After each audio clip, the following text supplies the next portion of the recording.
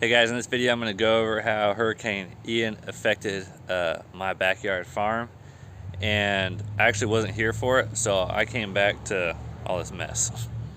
So winds topped out at the low 40s, like 42 miles an hour. This was that hackberry tree that was pollarded, and this long branch fell over, and that's interesting because to me it just shows that pollarded poles coming off of a trunk are not that strong. And so prime example. Another thing that happened is if you notice right here, this was all Seminole pumpkin. There's one still right there. The whole vine is just dead. There's some living over here under a lot of pest pressure, but I think it's pretty much done for the season. And I've got this pumpkin hanging back here, but as far as the vine goes, you know, the pests were nailing it pretty bad, and I think the wind and just the storm kind of just took it out the rest of the way. And this is a good time to just harvest stuff, so we're gonna go ahead and cut that off there. Boom. That's a nice looking pumpkin. Ugh, it's hard to grab though. Looks like there's been some damage to it. I don't think that was from the fall. Something nibbled on it, probably a squirrel. Looks like some stuff has been boring into it. This is really the only you can actually see a back end of a caterpillar in it right there. So this is the only one that really had any major pest issues. The rest of them didn't have holes or anything in them, so it'll be plenty of good seed though. My coffee plants did really well. They actually seem to really like it. This one's got some new growth on it. Actually, both of these do. Well, most of them do, except for this one and that one. And what's funny is, you see these seedlings I pulled up. These are peppers that are popping up in the container there. Don't really want those. So this is soil I got out of the pig pen. So it's full of the various seeds. At first I thought I had a new coffee plant popping up, but I just need to mulch it over with something a little heavy. Alright, so I was not here to harvest my okra, and as you can see, those okras got really big, and that made them really top heavy, which of course makes them more susceptible to the wind. So now I think I'm just going to let most of these go to seed, and I'm going to prop them back up against that papaya. So just kind of bending them behind the papaya. And it's funny is they'll actually support each other because the papaya is leaning the opposite way. So stick it like that, and now my path is clear. Oh, finally a papaya is blooming, and it looks like this plant is actually hermaphrodite because as we can see up here, each one has more than one bloom. So I think the big one is the female bloom and the smaller ones are the male blooms. So that's pretty cool. I'll need a lot more than that though to get some fruit. Alright, so this okra plant is really leaning. But check this out, they bend pretty quick. All these leaves are bent facing the sun. But let's just go ahead and harvest some of this, and I can eat it. This is something I'm really excited about.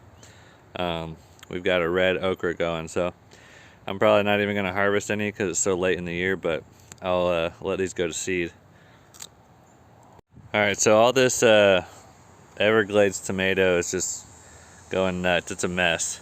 And it pretty much just got blown down flatter to the ground. And this should be way back in here, but it's not. So I'm probably just going to trim it up and call it a year. If it resprouts and grows more tomatoes before the next frost, or before the first frost, then that's great. Otherwise, I'm not going to worry too much about it. I've already collected seed, and that's the main thing I'm after this year. So this is a fun little experiment here. I actually rooted a tomato plant in there, so I can cut this off, and let's see what we've got on the other side. Yeah, wow. So we've got a whole plant right there that is rooted. So that's pretty cool. It's pretty big. I'm actually, well, we'll see. I may not trim it up. We'll see. Okay, yeah, I'm definitely gonna trim this up because I'll probably keep it through the winter. So we'll just do that there, and maybe that right there, and cut some of that off, and just see how it grows back. Plants like a little bit of punishment.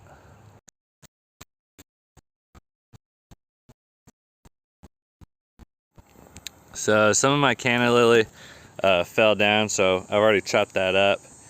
I trimmed up a lot of these papayas. Oh, nice, that one's got a little bud on it there, so that's nice to see. This one does not. I may just go ahead and cut a bunch of these down because they're producing a lot of shade, and with the days getting shorter, I'm gonna need more of that light. During the summer, this was great, but probably gonna cut back on that here soon. A lot of my chia fell over, like this one right here. Oh, it's got an old papaya leaf on it.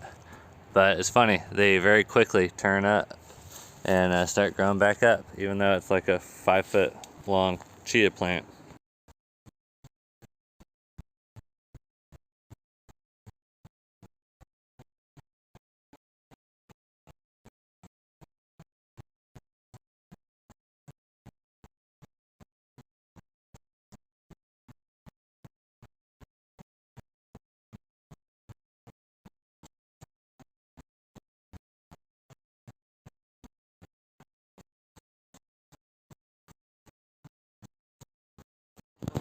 The chickens did great. Man, they really worked in that pine shavings.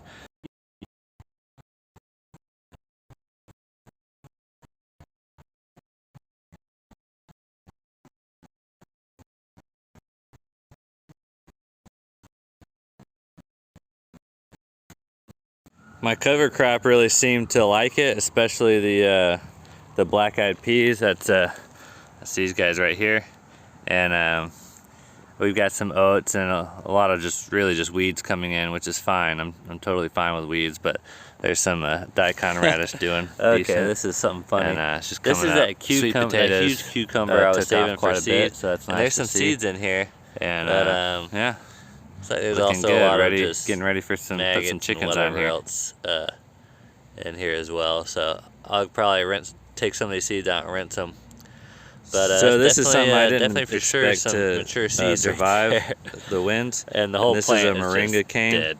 So I just that's jammed it in the ground here, and it put out sprouts. And these little sprouts off the trunk are still here, so, and they're still green. So that's good to see. That gives me a little bit of hope.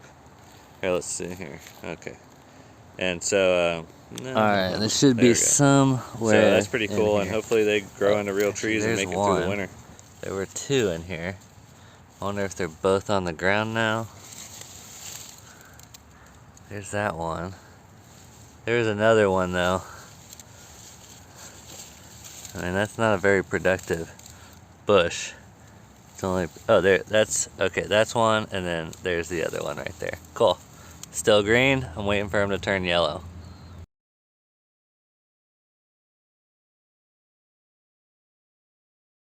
Looks like the butterflies didn't mind the storm too much. Still got plenty left back here. Yeah, there's one down there, and they're still all over that passion vine. Focus we gotta check out and see how over my the fruit are doing winter on that for vine. me is going to be chickens, and so I need to go catch a rooster and a hen, and get these chickens in their chicken tractor and working for me. They're working in there. They're turning a pig carcass into into eggs essentially, and into compost, whatever you want to call it, and that's valuable for the productivity of the backyard. Yeah, one thing I didn't expect is for all this on the ground. This is called Spanish needle or something. The action of their anyway, feet I didn't expect it to be helpful. blooming so much. And look, there's a bee getting right them there. run across the ground. Getting some nectar is gonna out of be it. Important So for this is a great pollinator building plant. soil. I've got So it. that's the next Probably big one of the project. dominant And weeds in my yard. Building soil means building, being able to grow food for them. So the whole goal is to wean them off of feed from the store. So there you have it. That's the effects of the storm that came through, Hurricane Ian, although it was only a tropical storm once it hit Jacksonville. And really, really happy I didn't lose any major branches off of there, and the trees are still very healthy. So y'all have a great day. Bye.